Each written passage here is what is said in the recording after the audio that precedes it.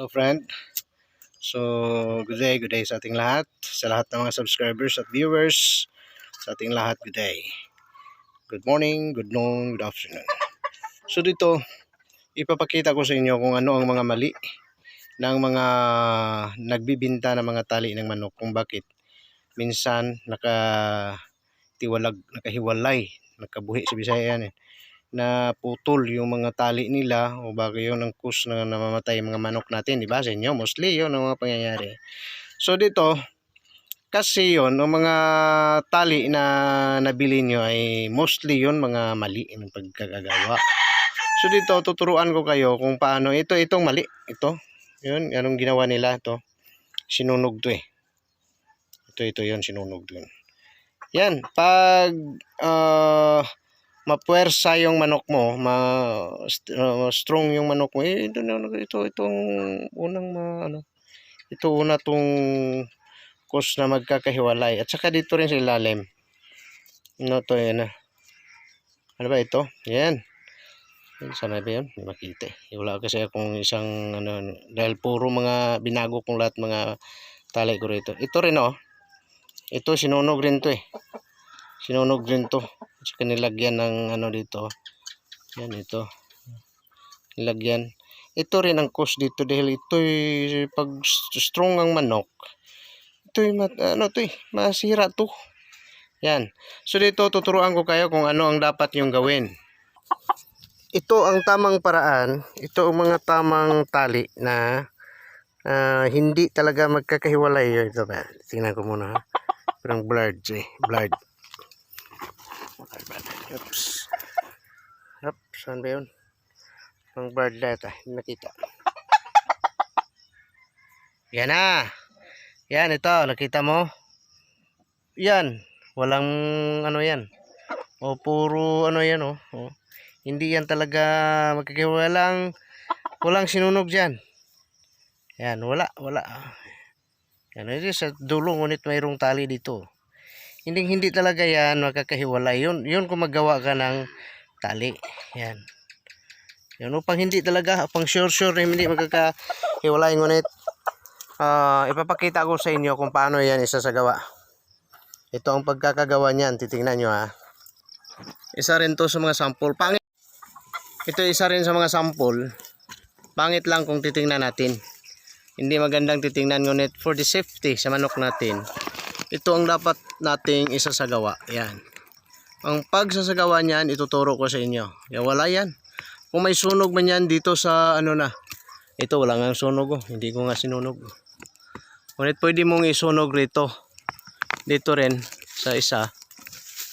Pwede mo rin isunog dyan upang okay. Ganito ang pagkakagawa nito. So dito sa dulo, ito may sunog na ang sa dulo may sunog. Pwedeng mong walang sunog yan. Ang gagawin mo dito, ganunin mo. Dahil ang iba dito isinuhot dito. Isunuhot. Doon isinuot. Tapos isunog dyan. Madali yung madaling yan. Magaling makahiwalay manok mo yan. Ganunin mo. Una yan. Upang sure ka, lagyan mong pangalawa. Ganun. Dalawa na. Super. Bumili ka ng ganito. Ang bilhin mo lang yung sa inilagay mo sa ng manok, yung paa ng manok. Yun lang ang ngunit ang iba kailangan na gumawa ka ng ganito upang hindi siya maghiwalay. So ito, gumawa ka ng ganyan. Ito na ganyan.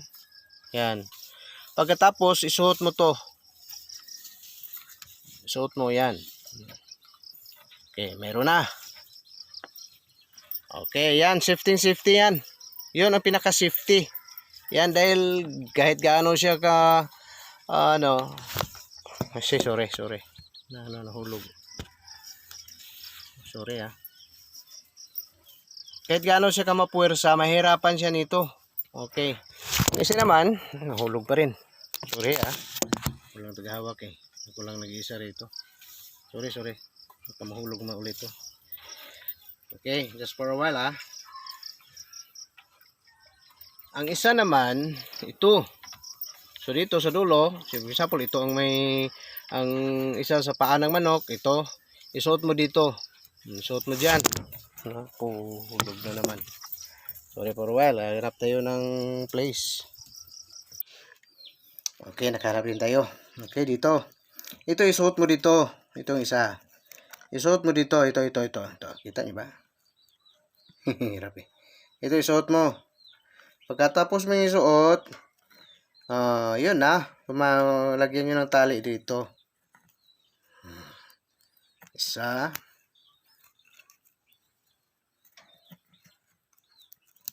Dalawa. Panglalong hindi siya pang malaki-laki. Tatlo mo. Hindi na yan makakano. Yan, may hirapan na yun siya. Ganon ka magawa. Yan pag gusto mong hindi talaga lang magkakahiwalay. Yan. Ganon mo kung gumawa ka. So, wag kayong bumili doon sa mga nagbinta na yun ang cost ng pagkakamatay ng manok mo. Yan. So, pag namamatayan ka ng isang manok, pag mahal yung mga manok mo kahit ang problema mo lang pag nainitan yung manok mo, yun lang ang problema. Yun ang ikakamatay ng manok mo. Ngunit sa paghiwalay ng manok mo, hindi may kakahiwalay ang manok mo. Basta't bago lang yung yung tali mo. Bago mong ginawa yung tali mo. Ganyan lang pag gumawa ka. Yan. Okay, hanggang dito lang muna. Have a blessed day everyone. This is your friend Alfredo Gallego of this channel of ours dalawang channel natin Alfredo Gallego and Alfredo C. Gallego. Doon kayo titingnan nyo. Ngunit dito ko to ilagay sa Alfredo C. Gallego dahil most probably doon ko inilagay ang tungkol sa pagmamanok. Once again, have a blessed day.